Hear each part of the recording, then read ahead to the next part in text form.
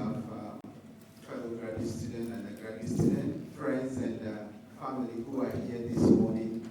It is my greatest honor to actually welcome you to the inaugural Drexel Graduate Scholar Conference, which actually is the first that we are having, and we hope that it will continue to come in the years to come. We actually, the GSC board or the executive board actually recognized this need in the beginning of the fall 2006 to organize a conference like this to give opportunity to graduate students to showcase their groundbreaking research that is happening in the university.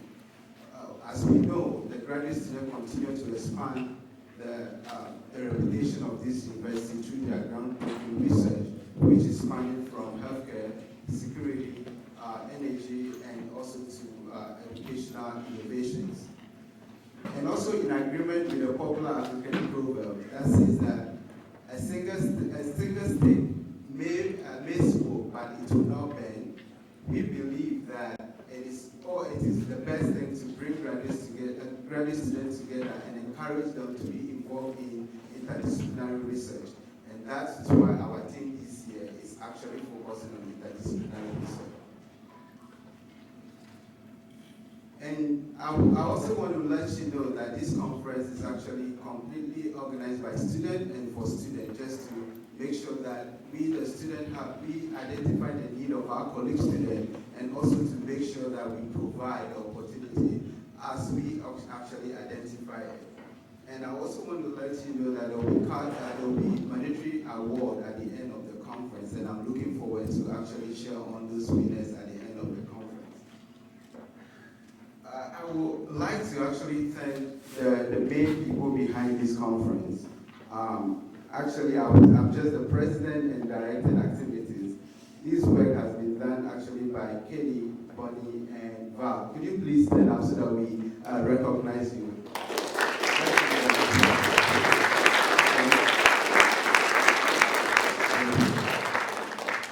They did a great job doing everything from the scratch. From the fall, they've been working on this till now, and it will continue until everything is done. So we also encourage you to fill out our post-conference survey so that we'll be able to know how to make this conference better in the years to come.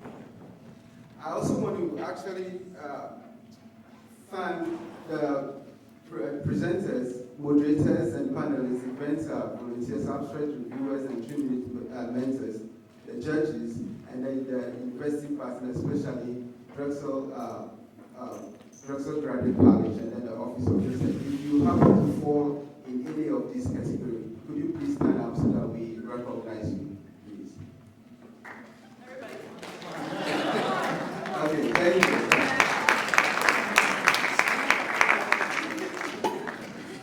Our special thank you also goes to the Graduate College and the Office of Research. They have been the brain behind this, supporting us, and also at some point actually speaking on our behalf. We want to thank you, and also thank the office of the staff of the Graduate College, and if anybody from the research office here or Office of Research, we want to say thank you so much. We appreciate all your help, and we couldn't have made all these success without you. We thank you so much. So now I would like to introduce the Dean of the Graduate College, James Herbert, to actually say a few words of remark to us. Thank you.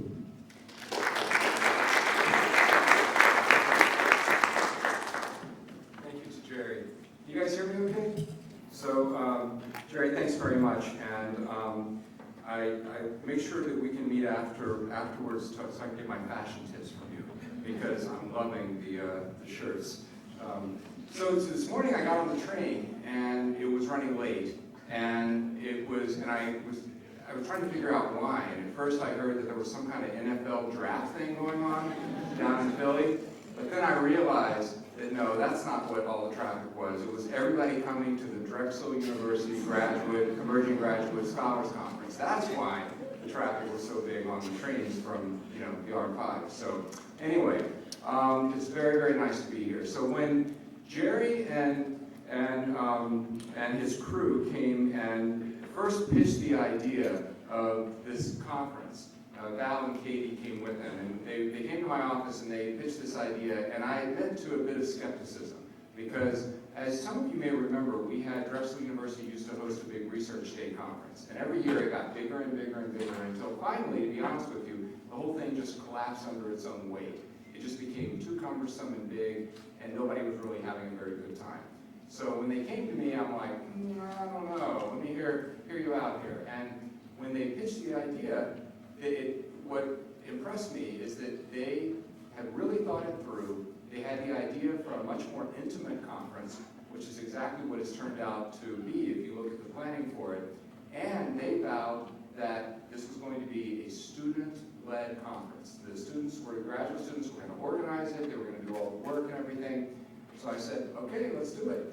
And now, in reality, I have to give a shout out to my staff, to Tara, Natalie, Bonnie, Taz. They've all pitched in the Graduate College to help out as well. But it's really the students who have done the legwork and the vast majority of the work of putting this all together.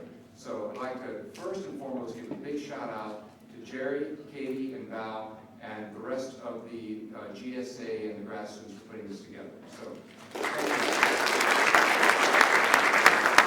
So we had about 150 submissions for this conference, and the interesting thing is this represents every single college and school across the university. So this is not just an engineering or a STEM conference, but it really, you're going to see today presentations that span the entire range of scholarship across Drexel University, ranging from education to the STEM areas to the humanities and the arts, everything. There's 36 different programs, and these include both oral presentations, poster presentations. We have a keynote speaker coming up who is amazing, but it also includes something that I'm especially excited about, the 3-minute thesis. The 3-minute thesis, I'm not sure how many of you have ever heard of this, but I went to a conference last year and was first introduced to the idea of a 3-minute thesis. This is a worldwide competition, actually, and Drexel, this is the first time we're putting it on, and so we're not going to be part of the official competition this year. But if all goes well with this experiment, then we will plan on joining the competition in years going forward. But the cool thing here is that each presenter gets 3 minutes only and one slide, one PowerPoint slide maximum. They don't have to use a PowerPoint slide, but they typically do, to pitch their thesis idea. It's the ultimate elevator talk. And the idea is to pitch it in layman's terms for a general audience. So you can go online and look at some of these, and they're absolutely fascinating. So I'm really, really especially excited about us jumping into that today. What I suggest you do, if you don't mind, is please, we're big on social media, the GSA and the Graduate College. We use lots of social media, so please use Twitter and Snapchat and whatever you want to do, and use the hashtags Grad Student Life, Grad Scholars and Drexel Grad Life. Drexel Scholars, let me try again. Hashtag Drexel Scholars and hashtag Drexel Grad Life. So those are hashtags that you can use to try to spread the word.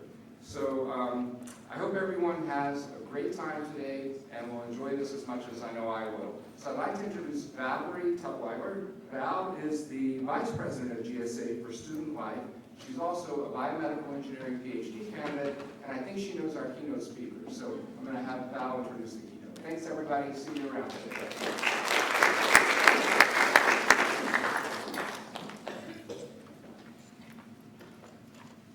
Hi, everyone. I would like to introduce our keynote speaker, Dr. Kara Spiller, who is an assistant professor in the School of Biomedical Engineering, Sciences, and Health Systems. Dr. Spiller received her bachelor's, master's, and PhD from Drexel, and she's not only an excellent researcher, but as one of her grad students, I can tell you firsthand that she's an inspiring mentor who promotes interdisciplinary collaborations, both within the Drexel community and internationally. As a National Science Foundation Graduate Fellow researcher, Dr. Spiller conducted research at the Shanghai Jiao Tong University, and as a Fulbright Fellow at the University of Minho in Portugal. Now, In her own laboratory, she promotes collaborations with clinicians, biologists, mathematicians, engineers, psychologists, and has students who are conducting research at universities in Korea, Israel, Australia, China, and many more. Here at Drexel, she is involved in a DARE team that takes the interdisciplinary approach to studying neuroinflammation and gender. In 2010, Dr. Spiller received the award for the most outstanding doctoral graduate student with the most promise to enhance Drexel's reputation, which she clearly does on a daily basis. It is for all of these reasons and many more that we invited Dr. Spiller to be the keynote speaker for this event. Now, our esteemed keynote speaker, Dr. Kara Spiller.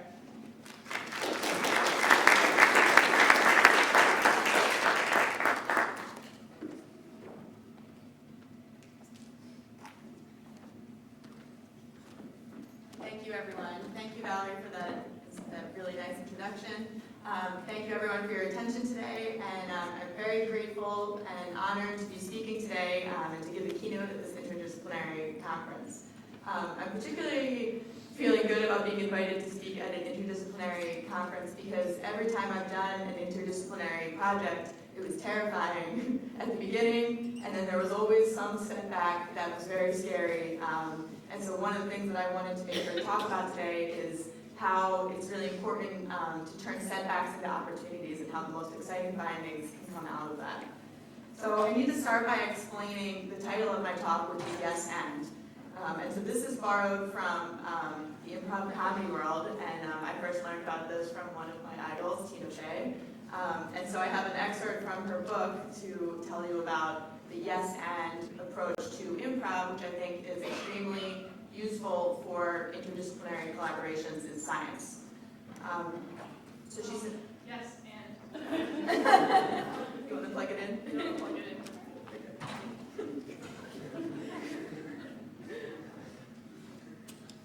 That usually helps. There we go. Turn the power strip on. Okay. So, and this is an excerpt from Tina Fey's book, Bossy Pants. The second rule of improvisation is not only to say yes, but yes and. You are supposed to agree and then add something of your own. If I start a scene with, I can't believe it's so hot in here, and you just say, yeah, we're kind of at a standstill. But if I say, I can't believe it's so hot in here, and you say, what did you expect? We're in hell. Or if I say, I can't believe it's so hot in here, and you say, yes, this can't be good for the wax figures. Or if I say, I can't believe it's so hot in here, and you say, I told you we shouldn't have crawled into this dog's mouth. Now we're getting somewhere. To me, yes and means don't be afraid to contribute. It's your responsibility to contribute. Always make sure you're adding something to the discussion. Your initiations are worthwhile. And then she goes on to say, there are no mistakes, only opportunities. If I start a scene as what I think is very clearly a cop riding a bicycle, but you think I'm a hamster in a hamster wheel, guess what? Now I'm a hamster in a hamster wheel. I'm not going to stop everything to explain that it was really supposed to be a bike. Who knows? Maybe I'll end up being a police hamster who's been put on hamster wheel duty because I'm too much of a loose cannon in the field. In improv, there are no mistakes, only beautiful, happy accidents. And many of the world's greatest discoveries have been by accident. I mean, look at the Reese's Peanut Butter Cup or Botox. Okay. So I think you can clearly see how applicable these lessons are to research. As long as you keep in mind the advice of another almost equally influential person, Dr. Louis Pasteur, who said famously, fortune favors the prepared mind. And so to me, what this means is that research and happy accidents are really not an accident. You have to work to take advantage of accidents and make sure that they turn into something fruitful. And in interdisciplinary collaborations, you can't just say, I'm going to do my discipline, you do your discipline, and we'll mash them together and something great will come out. Each side has to work hard to understand what the other one is doing. It doesn't make sense to try to become an expert in what the other side is doing, but you have to meet them where they are and learn their language in order for something productive to come out of it. And so what I want to talk about today is a few examples about how I've tried to do that and how it did turn out some really interesting things came out of it by working with people from very different disciplines. So a great example of an interdisciplinary project that has become its own field is tissue engineering. So how many people have seen this image before of a human ear grown in the back of a mouse? Yeah, so this experiment was really the start of the field of tissue engineering. And that field is where you take cells from a patient, so the building blocks of life that we're all made of, and try to grow a tissue in order to repair some catastrophic damage in that person. So in this particular experiment, what the engineers and the clinicians and the biologists were trying to solve is the problem of microtia, a congenital disorder in which sometimes people are born without an ear. And the problem is not necessarily hearing, because, although the ear does direct sound into the ear canal, the issues with these patients is really more psychological and how it feels to go through life with people staring at your lack of an ear. And so this is really something that they just needed the shape of the ear construct and the mechanical properties to look like an ear in order to solve this problem. And so I want to talk about today how I had the opportunity to go and work for Yi-Lin Cao, who was the lead researcher when he was a postdoc who worked on this project, and he started his own lab in Shanghai. So tissue engineering is the idea that you have a patient with some catastrophic injury, they're not healing they have some tissue injury that's not healing itself. You would take the cells from the patient, from probably a stem cell that might have the ability to differentiate into other cells of your body. You combine it with a biomaterial, so any biomaterial, a biomaterial is just something that you make that is able to interact with the body and coax your cells into behaving normally. You might grow it in a bioreactor in the lab, so you might apply some mechanical forces or some special cocktail of drugs or stimuli in order to get it to grow, and then you implant it back into the patient. So the way that I got involved in tissue engineering was during my PhD. So in my PhD research, I was studying polyvinyl alcohol hydrogels, or PVA hydrogels. So hydrogel is basically jello, so it's like you have plastics that are so swollen with water that they have this sponge-like quality, but it's not a sponge where water comes out, it's more like it's a swollen, fluid-like kind of solid, like jello. So jello is a hydrogel. So PVA hydrogels are just like jello, except they're mechanically stronger, so they are an excellent candidate for replacing damaged cartilage in your knee. So how many people in this room know somebody with knee pain? Yeah, it's extremely common. And so people have been working for a long time to try to make a material that could take over the mechanical limitations that damaged cartilage has in your knee. And in fact, in 1973, it was first proposed by my advisor's advisor, Merrill, that polyvinyl alcohol hydrogels could be used for synthetic articular cartilage replacement. So you can imagine how 30 years later, it was a little frustrating to still be working on this very same project. But this was the project that was given to me, and when I was first starting out, of course, I didn't know any better. So my PhD was basically focused on optimization of the properties to mimic cartilage.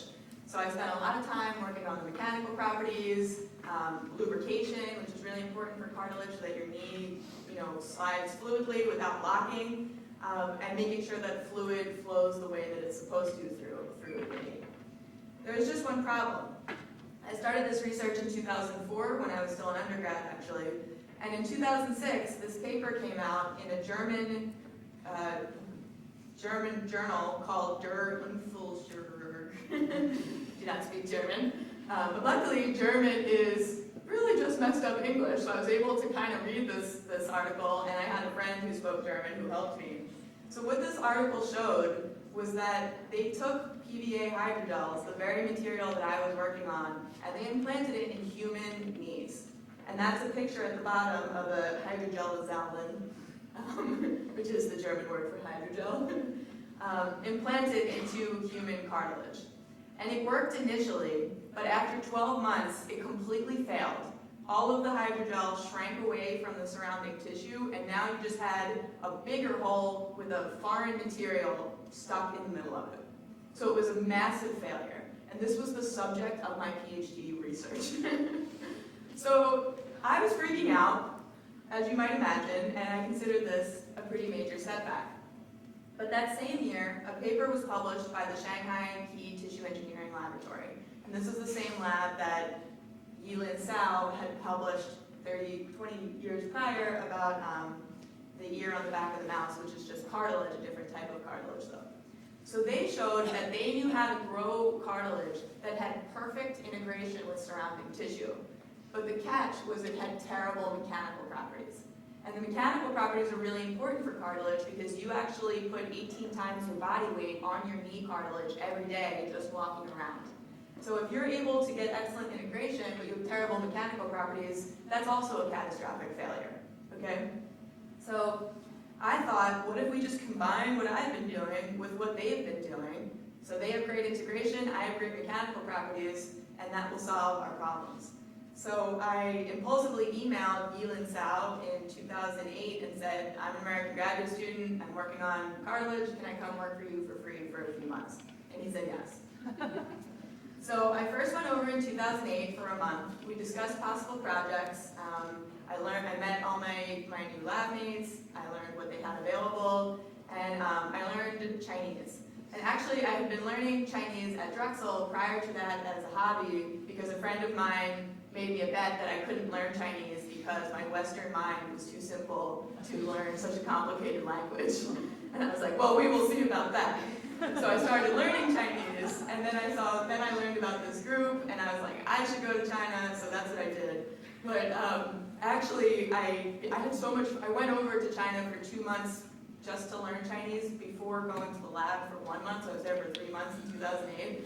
And I had a lot of free time on my hands, you know, just living alone in China.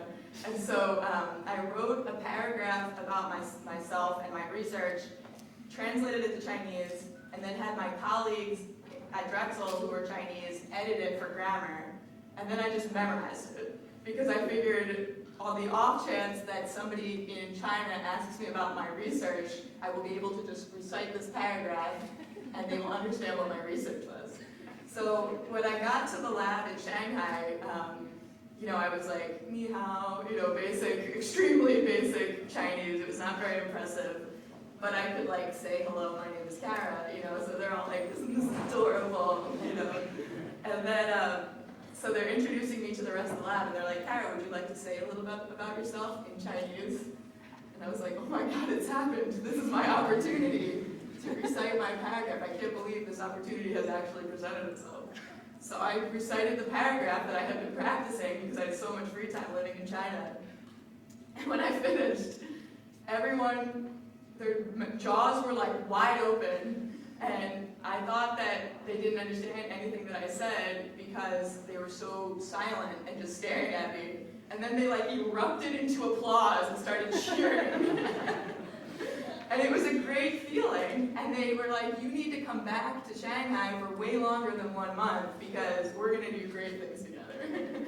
So I went back to Drexel and I wrote a grant to the NSF and received it, so $15,000 just me to spend for 4 months in Shanghai, which is sort of a lot of money for an American grad student to spend in Shanghai in 4 months. So I had a great time, as you might imagine.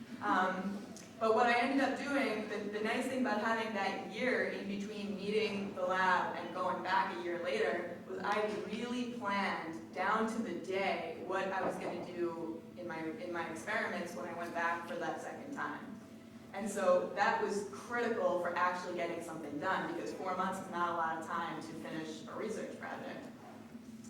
So what we focused on was enhancing integration between cartilage and the material that I made because the mechanical properties were great, it was just integration. So to do that, what we did was we wrapped my materials, the hydrogels, in these fibers that we then seeded with cartilage cells. And that was really just a model to see could we get cartilage cells in the vicinity to see if we could get them to grow into the material. So this is what it looked like. That's a very fancy schematic of the fibers wrapped around the hydrogel. That's a picture of what it looked like. And the innovation was to release a growth factor, a protein from the scaffold, or from my hydrogel. So I designed my hydrogel so that they would slowly release this protein called IGF-1, which cartilage cells are known to migrate towards. So I figured if I could get it to slowly release over several weeks, it would keep enticing the cells to crawl into the material and then hopefully just lock it in place.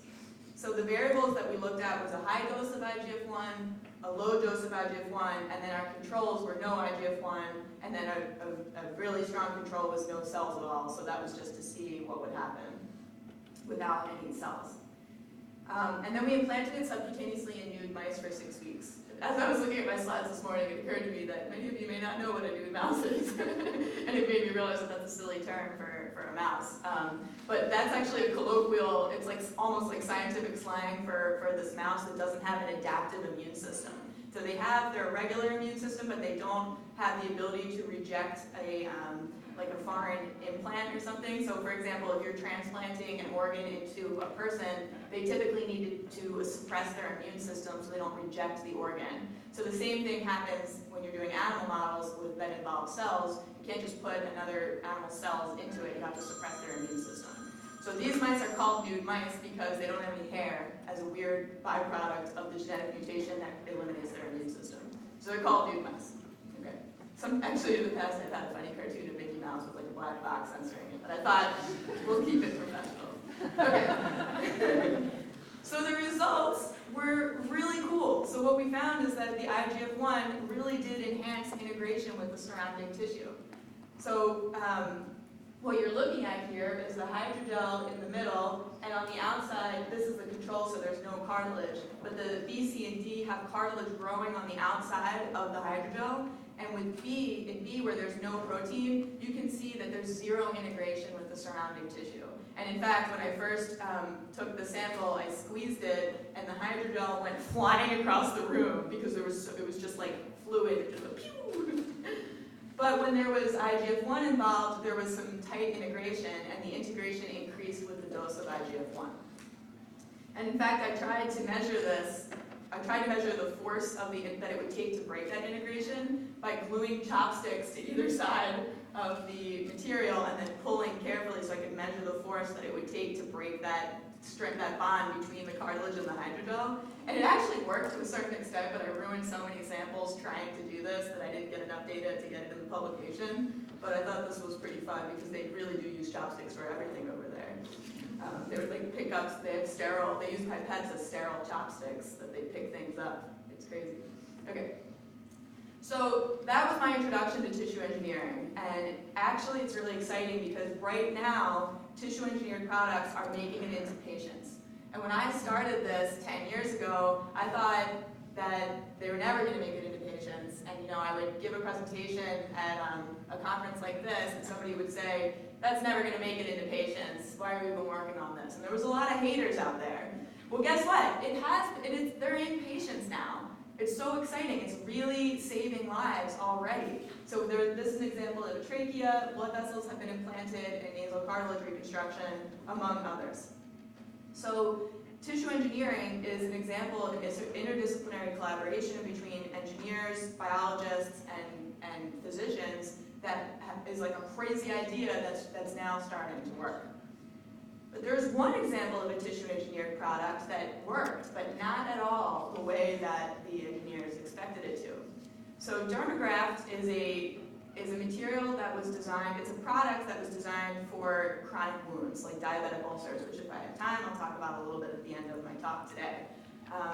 So Dermagraft is actually a biomaterial, and the cell that they chose to seed on the biomaterial is human foreskin fibroblasts.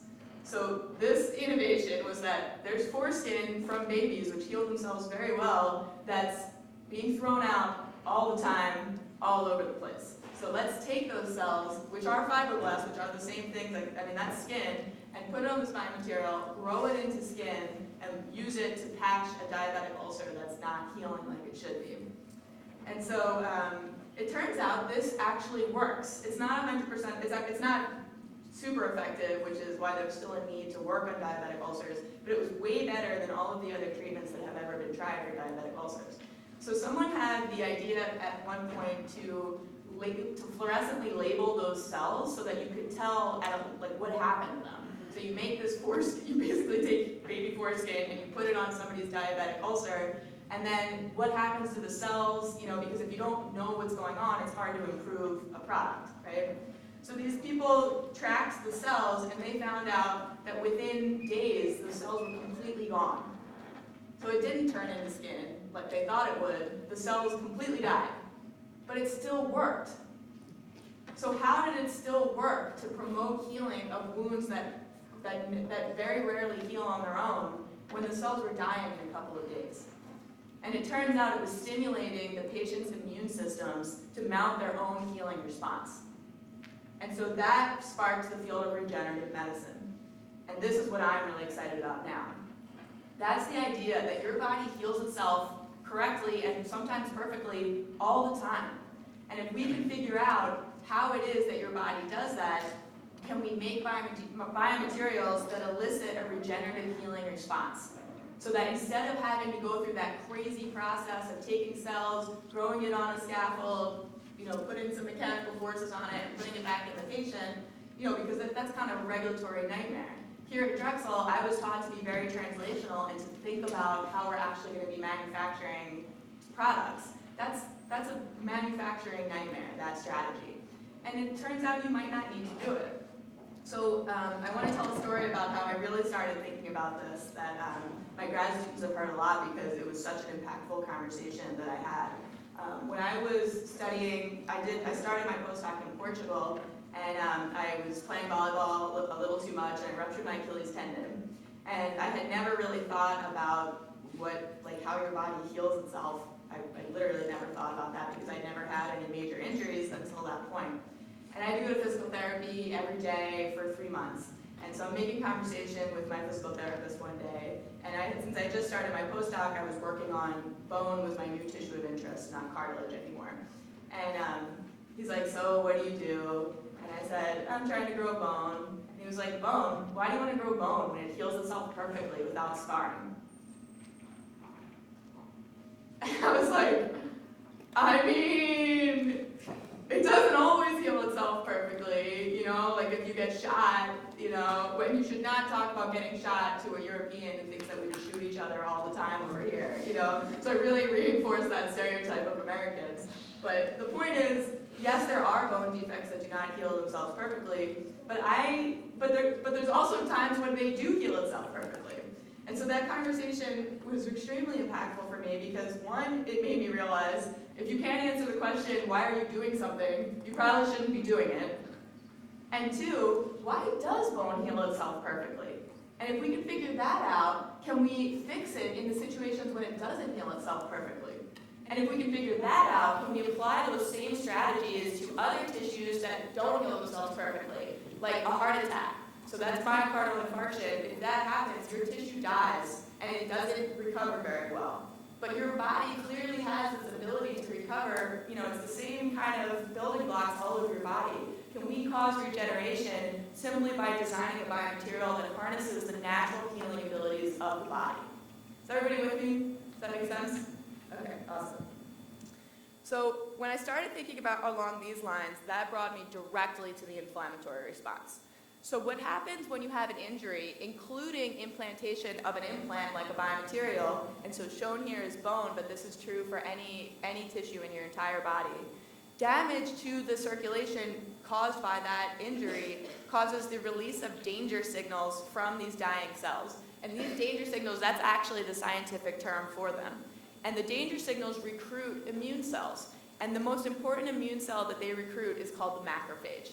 Now, I had no idea what a macrophage was until I started learning about this, and I realized that they are major regulators of tissue repair. And without macrophages, you can't have healing. So macrophages come in, they try to degrade the material because it's this foreign thing in the body which they've evolved over millennia to try to eliminate. And oftentimes, they will seal off this foreign body with a fibrous capsule, that's what it's called, surrounding the material to isolate it from the rest of your body.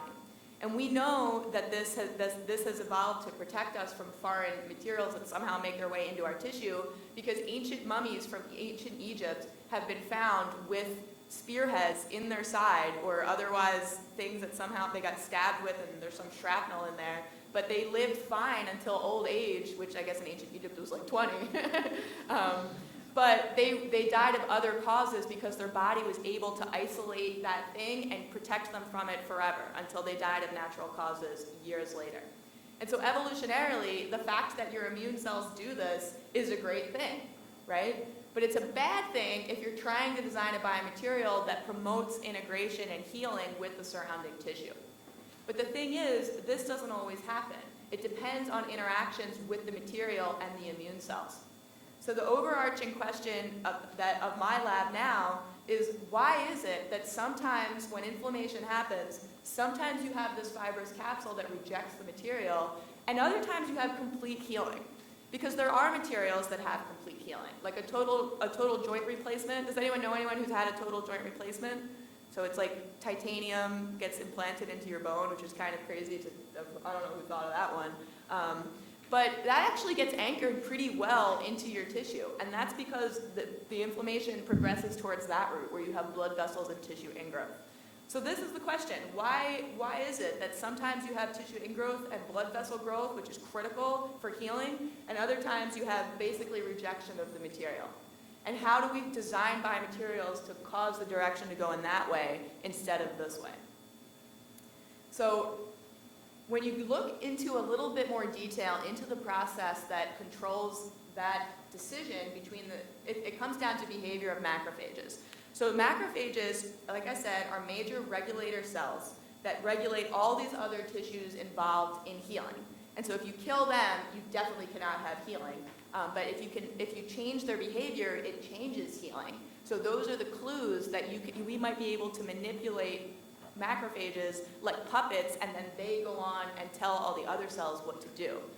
So importantly, in normal healing, macrophages exist on at least two very different states. And we call them M1 and M2 to differentiate them, to talk about how different they are. But it's actually the same cell type, and they can switch back and forth, which is pretty amazing.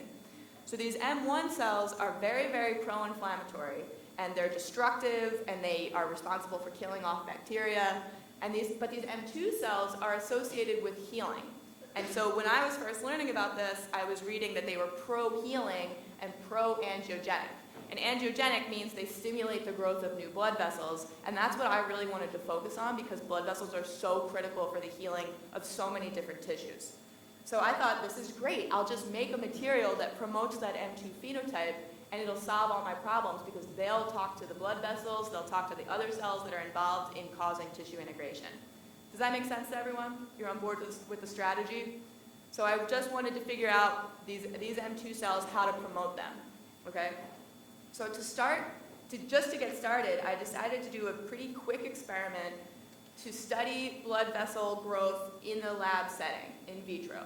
Okay, so I was able to make these cells, I was able to force the different phenotypes, these different states of macrophages in the lab, and then I won't get into the details about how I did that, but established protocols.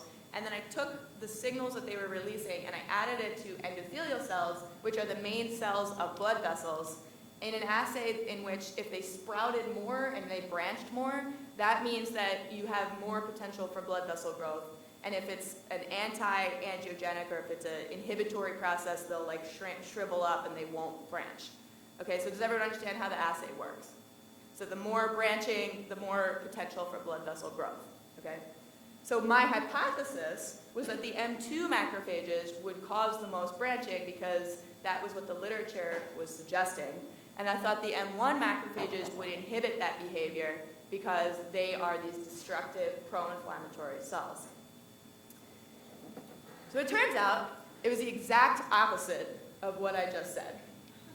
So the M2 macrophages actually inhibited blood vessel growth in this assay, which was extremely surprising, and I thought a major setback at the time because I was reading so many articles that were saying M1 macrophages were bad for blood vessels, M2 macrophages were good. And if you look, not only were the M2 macrophages bad, the M1 macrophages were good. So everything was wrong in this situation. And I thought I was doing something wrong. It was kind of a technically challenging assay, so I was kind of freaking out. But then I decided to just analyze what the cells were secreting, like in terms of proteins, because the proteins are what cells use to communicate between each other. So I thought that would give me some clues into how this could possibly be happening. So the first protein that I looked at was VEGF, or vascular endothelial growth factor, which is the most potent growth factor that we know of that promotes blood vessel growth. And shockingly, it was secreted by these M1 macrophages, even though all of these papers that I was reading was saying that it was M2 macrophages secreting them, and that M1 macrophages inhibited this process. So now I'm like, oh man, I'm going to publish this in Nature. This is going to be awesome, because this is really, like, this is a clear result that everyone's wrong. And I don't know why everyone's wrong, but this is like a very obvious result here, right? But then I realized, once I looked into the literature a little bit more, I was not the first one to have found this. It's actually very well known that inflammation leads to the growth of new blood vessels, because that's how you get healing to occur. That's how you bring in all these repair cells, and that's why every inflammatory disease that exists is associated with pathological blood vessels. So like diabetic nephropathy, macular degeneration, rheumatoid arthritis. All of these diseases have too many blood vessels and too much inflammation. So it doesn't even make sense that these M1 macrophages would be bad for inflammation. So how could everyone be so wrong? Well, then I looked for the second most important growth factor, which is PDGF. And PDGF is very important but very different from VEGF, because it acts at later stages of blood vessel growth. So whereas VEGF acts at early stages and is critical for initiating the process, if you don't have PDGF, all those blood vessels will eventually die, and you won't have healing. So, and if you recall, I told you that M1 macrophages appear early in the healing process, and M2 macrophages appear later in the healing process. And M1 macrophages secrete proteins that act at early stages, and M2 macrophages secrete proteins that act at later stages. This suggests that they actually work together and sequentially and synergistically to promote blood vessel growth. So this is our theory right now, that M1 macrophages are there in the beginning to promote blood vessel growth, and M2 macrophages come later to stabilize it. And if this is true, this also explains why all these people thought that it was the M2 macrophages that were most important for blood vessels, because if you looked at later stages of healing, there's no way you would see blood vessels unless there were M2 macrophages there. You'd have to look at extremely early stages to recognize the importance of the M1 macrophages, and no one really does that because of just time and money. You just typically look at later stages. You'd have to look within one day to see the importance of the M1 macrophages. So this was very exciting, and this is something that we're exploring in a lot of detail in my lab now at Drexel. So Pamela Grainy is a fabulous PhD student of mine who decided to go to a person's lab, Shulamit Levenberg, at the Technion Israel Institute of Technology, because Shulamit, Dr. Levenberg, had this really cool model of human blood vessels that she could grow in the lab. So she took human endothelial cells and human supporting cells that are important for causing the blood vessels to grow, and she combined them with the porous material, and then they spontaneously grow these beautiful blood vessels in the lab, in a petri dish, that are actually functional blood vessels. So you can hook them up to a pump, and you can pump blood through them, like they're hollow tubes, which is pretty cool. And so Pam decided to just add macrophages to this system in a controlled way to try to understand what is the contribution of these M1 and M2 macrophages to the process, to try to prove our hypothesis or disprove that sequential M1 and M2 macrophages are beneficial, because people are kind of skeptical about that idea, because for so long the dogma has been that M1 is bad and M2 is good. So these are pictures of the blood vessels growing in vitro, and so you can appreciate that the number of the branches is how many blood vessels you have, although I guess it's a little bit hard to see with this lighting.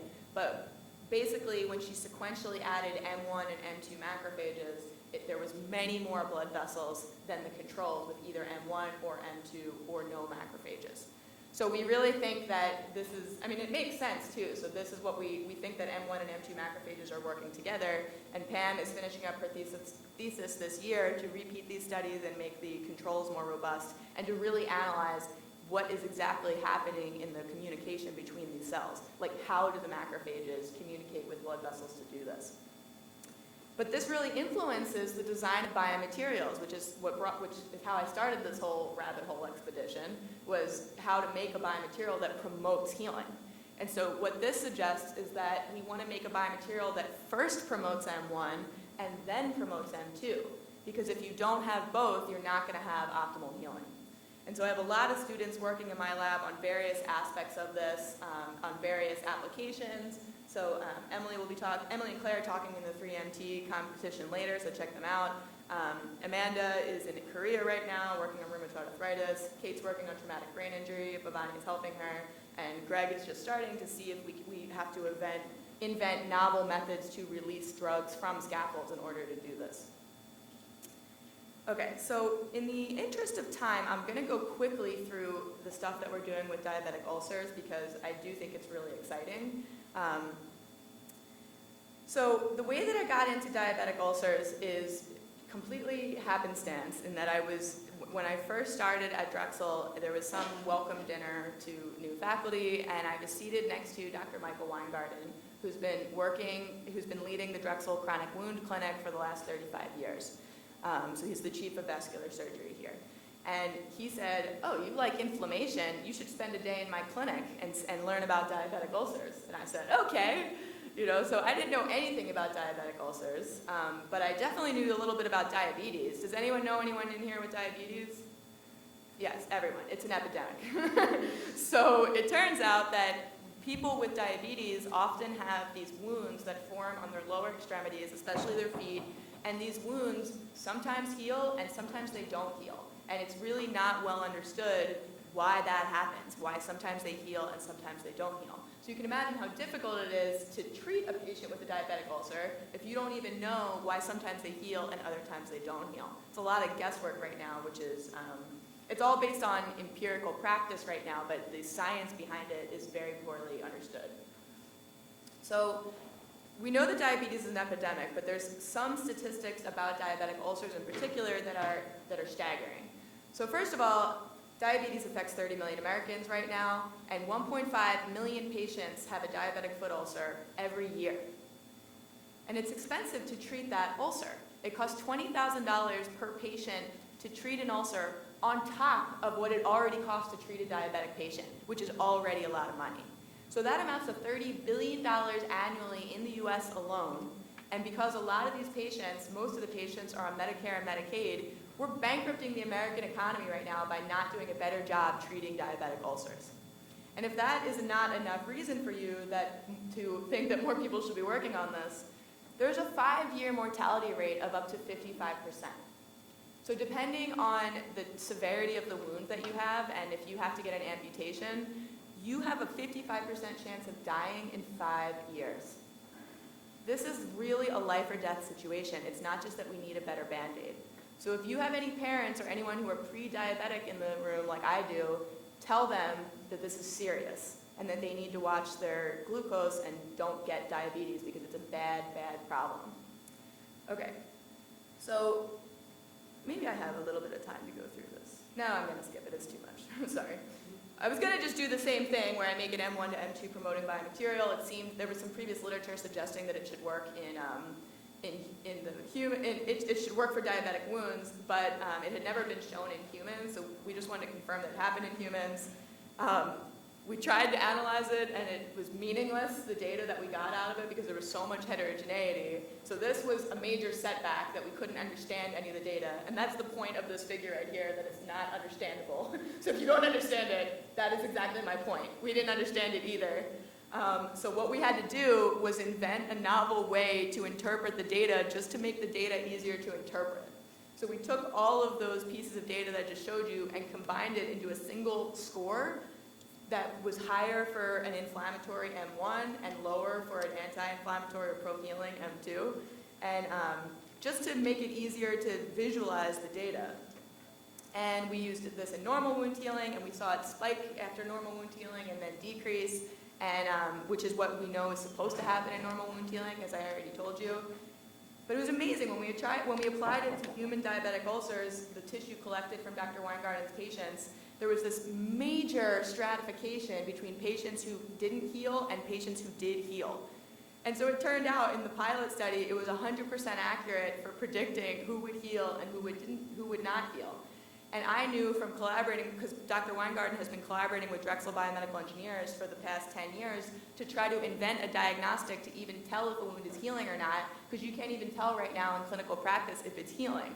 And so we accidentally invented a novel diagnostic that's 100% accurate for predicting healing or non-healing.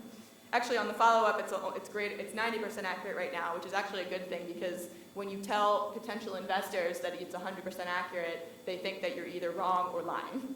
So now it's a more reasonable number, which is 90% accurate. And so we are trying to commercialize this now because it has a lot of potential to really help treatment of patients with diabetic wounds. So the last thing that I wanted to talk about is some of the international collaborations that we're doing right now, because all of my students study abroad or do research abroad because it was so important. Oh, I just saw that next to Emily's face is the Cara C. That's a coincidence. That's my name. Okay, anyway. So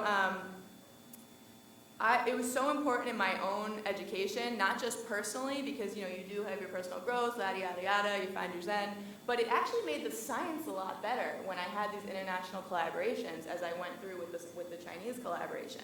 So I wanted to do an experiment on my students in which I determined if international collaboration would make their science better. And so these are some of my students that have gone to various countries around the world so far to try out different things. So I want to highlight a couple of them today that were particularly creative. But what is really, a study that just came out 2 years ago that I think really highlights what I'm talking about here is from economist at Columbia, Adam Galinsky. So it's called Fashion with a Foreign Flair: Professional Experiences Abroad Facilitate the Creative Innovations of Organizations. And so this study showed that fashion designers from any country who went abroad and lived abroad, their work was objectively rated as more creative than other fashion designers' work, suggesting that it was the international experience that made them more creative. And that was certainly true for my own work, so that's why we're trying to figure that out here. And actually I'm collaborating with Dean Herbert to try to understand if this is something that also is true in biomedical engineering and psychology and other fields. And I'm also working with the Institute of International Education at Fulbright to see how we can quantify this behavior in people who have gone abroad to see if the same thing holds true. So Claire Weatherall was my first student to go abroad. She actually first went to China and then later to the United Kingdom, to Bristol.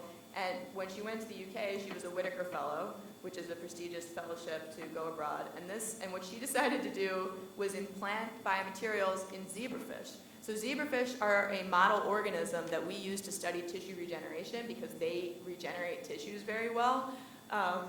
And no one had ever implanted a biomaterial in a zebrafish, but if they have a regenerative response to biomaterials, they could be a really good way to study how to make a biomaterial with a regenerative response. Does that make sense? Yeah, it's a little bit crazy. But so what we're looking at here are little yellow microparticles inside that were injected into the fish, and you can see macrophages are labeled in red, and they're grabbing them and pulling them around the body and dealing with them in interesting ways. And so what Claire found with this study is that neutrophils, which are another immune cell, and macrophages cooperate to coordinate their response to biomaterials in zebrafish. So this could be really important because zebrafish allow you to do all these interesting experiments that are very cheap and very fast, so we could really accelerate our research by using this model. So Amanda is a PhD student that I advise with Yuri Gagotsi in material science here at Drexel, and she's currently in Seoul, Korea, on a Whitaker Fellowship and also a Boren Fellowship, which are both very prestigious. And she's looking into using nanodiamond, which is literally diamond on the that's nano-sized, but it turns out it has very rich surface chemistry, and so she's loaded it with drugs to see if you could use that to modulate macrophage behavior for inflammatory diseases like arthritis. So she's currently in Korea, and it's going very well. Nathan is a BSMS student who is graduating this year with his bachelor's and his master's. But for his third co-op, he went over to my colleague's lab in Portugal and studied a way to use 3D printing to make cartilage, to then turn cartilage into bone in the body. Because that's actually how bone heals itself. A lot of people think that bone just like spontaneously forms. It actually first forms relatively soft cartilage, and then it remodels it into bone. And so that is potentially a better way to repair bone than what we're using now in some of these catastrophic defects. And Emily, we're very excited about, just received a Fulbright Fellowship and a Whitaker Fellowship, which I've never met anyone who's gotten both until now, so that's very exciting. And Emily made this collaboration herself with Caroline van Booten at the Eindhoven Institute of Technology in the Netherlands. And so Emily will be talking in the 3MT competition later today, so make sure you check it out. But basically, she's looking into heart valves. So a lot of children are born with a heart valve defect, and you can imagine that would be difficult to survive with a heart valve defect because your heart's kind of an important organ, and the heart valves are important for regulating blood flow. So Emily is looking into whether or not you can design synthetic heart valves so that they modulate the immune system in order to promote better healing so that you can have long-term functionality. Okay, so in conclusion, say yes and.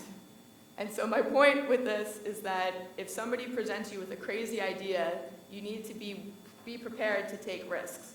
But by be prepared to take risks, I mean prepare yourself to take risks. It's not just going to happen. You need to first be willing to accept the risk, and then second, work to make sure that you take a setback and turn it into an opportunity. And so that's the third one, turn setbacks into opportunities. So with that, I want to thank all of my collaborators and mentors here at Drexel and around the world, especially Dr. Weingarten, Dr. Lewin, and Dr. Niederauer here in Biomed introduced me to the importance of diagnostics and diabetic ulcers. Will Dampier has been really helping with a lot of the bioinformatic analysis that we were never taught as biomaterials engineers, but that's really important. I mentioned Yuri Gagotsi, and the other people are collaborating. I didn't mention the people who I highlighted in the slides for the sake of space.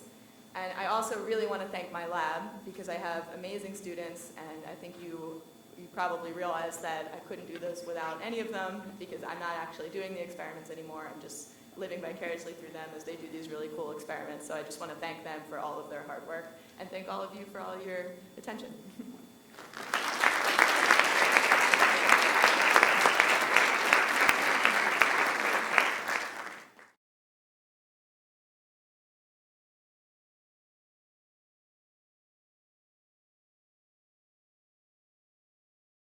Around with microphones.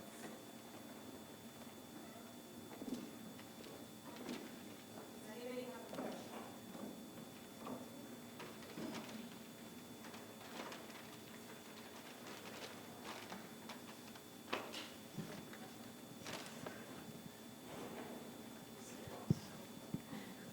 Hi, I'm Leah. I'm a grad student in College of Computing and Informatics.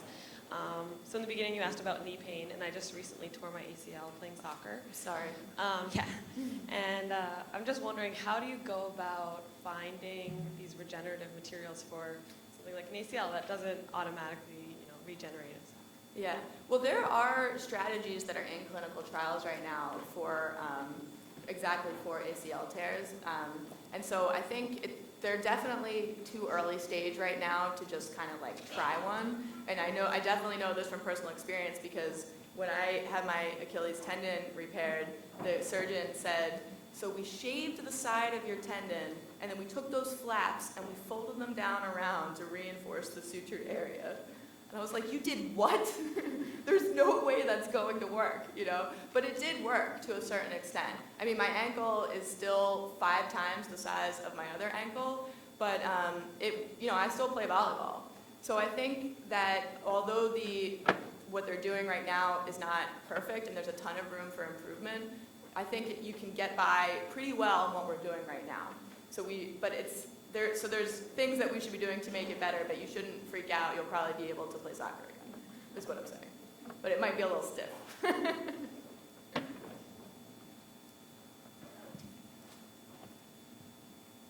Hi, my name is Pietro, and I'm a mechanical engineer at Drexel at a PhD program. You've highlighted a lot about the importance of international collaboration and travel. In bringing that to your PhD students, what do you envision for, I guess, going forward, as you said that you've been working with the deans here to see if you can bring them to Drexel as well as the Fulbright fellowship. But do you, like here at Drexel, we have the co-op program for our co-ops to get internships. Is that something that you would think is translatable to the PhD for sort of 6-month travels for international studies? Is that what you envision? Like, what is your final? Yeah, I mean, I actually require it of all of my PhD students because I really believe that it's important for making them better and smarter and more productive. And so while I know that it helps them, what I'm trying to convince my colleagues of is that it also helps me. Because if they're productive, I'm productive, you know? And so a lot of times when I say to my colleagues, like, you should really send them abroad, they'll come back a lot more productive. They're like, oh, I can't lose them for 6 months. Like, they're working on all these important stuff. I need them to do this. But the thing is, they keep working, you keep working on the project while you're abroad, that I assume your advisor's name will still be on that paper, even if it's not at the end, they'll still be an author on it. And when you come back, you're typically such a better scientist that I think it's worth it. And the reason why I think that you're a better scientist is because it's hard to live abroad. And so I don't really help my students very much to go abroad.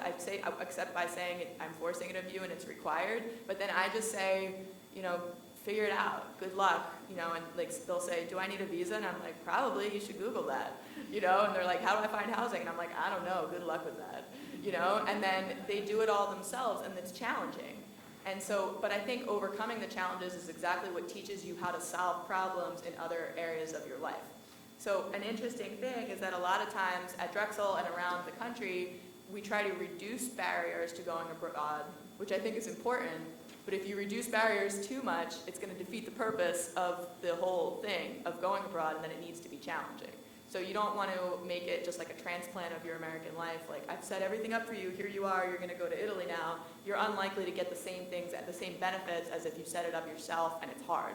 Does that make sense? Yeah, thank you. So, Kara, could I just follow up on that question? Because I was also curious about the emphasis you have on your international collaborations and studying abroad. So you answered part of my question just now by emphasizing the sort of problem-solving skills that your students learn by studying abroad.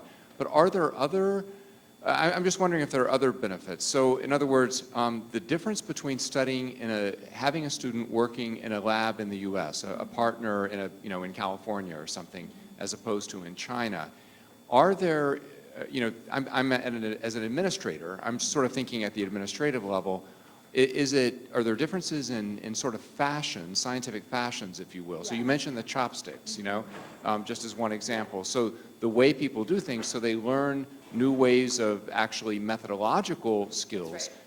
Right. Or is it things like IRB and IACUC and certain regulations that we have in the US that, while well-meaning, perhaps sometimes can create barriers that are easier to get around in other countries, or human trials, for example. I'm just wondering, beyond the general problem-solving skills, because hypothetically you could take somebody and drop them down in the middle of North Philly and say, figure it out, and so I get that, but are there other pieces to it, whether it's methodological, scientifically, or administrative? Yeah, that's an excellent point. So first of all, I want to just clarify the point about IRB and IACUC, and so what Dean Herbert is referring to is getting approval to do animal studies in human trials. It's not easier in other countries, and I would not recommend, if it is easier in another country, doing it at a level lower than what we do it in the United States, because it's important. Those regulations are in place for a reason. So when I go to China and do animal experiments there, we follow the same regulations there as we do here, including humane treatment of animals. It's even more important if there's any human trials involved. So that is not an advantage for going abroad. But what I think you're referring to is the cultural aspect. And that, I think, is key. So this is a big country that we live in, So I think that a lot of the same things could happen if a student spent some time in a lab within the United States, as long as the culture was very different. So if, I think the culture is always going to be on somewhat of a similar level if you're in the same country, because we watch the same TV, people grew up in kind of the same general culture, so it's not going to be as different as if you go to another country. But if that is not, if you're presented with the opportunity to go to a great lab for 6 months and it's in a very different location, like let's say it's in like rural, Michigan or something, that's going to be a different culture than Philadelphia.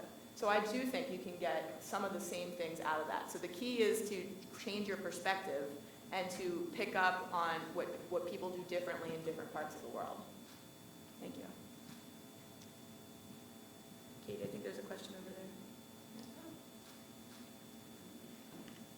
Neil Sullivan, College of Medicine. Very nice presentation, Dr. Spiller.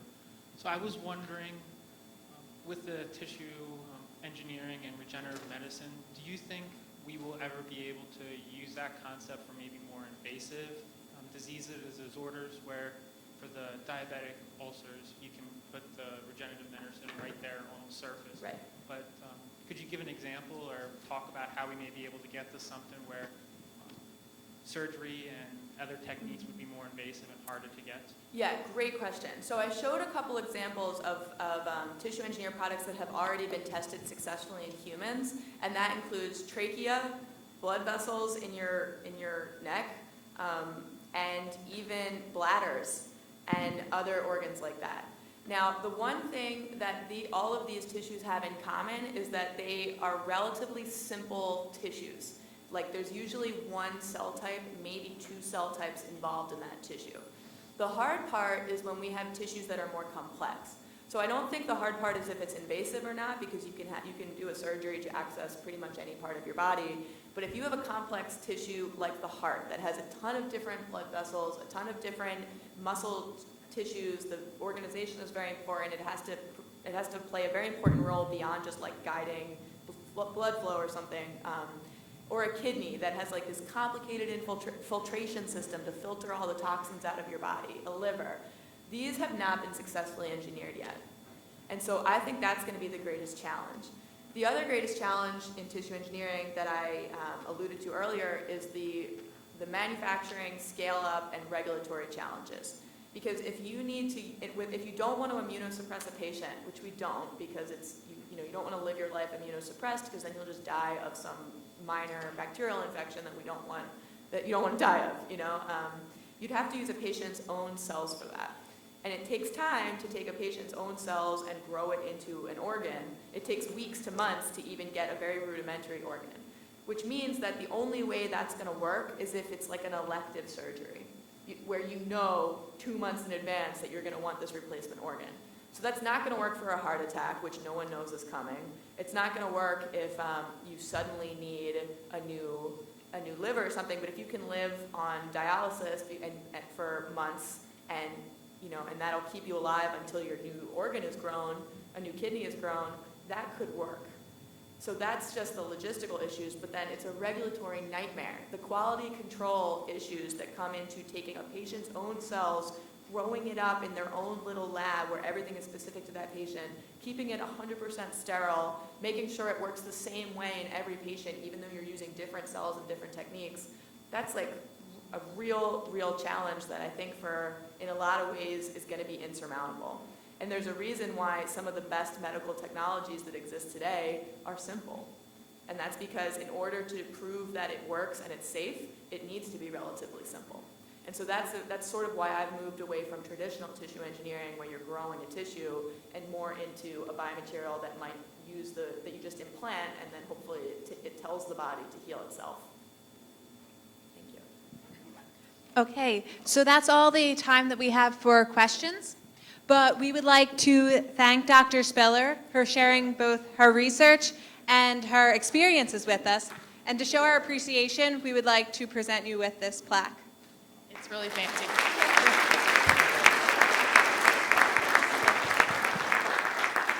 And now, Katie Van Aken, who is the Vice President of Academic Affairs for the Graduate Student Association, will go through the schedule for the rest of the day. So we don't have a lot of time because we're already a little behind, but that's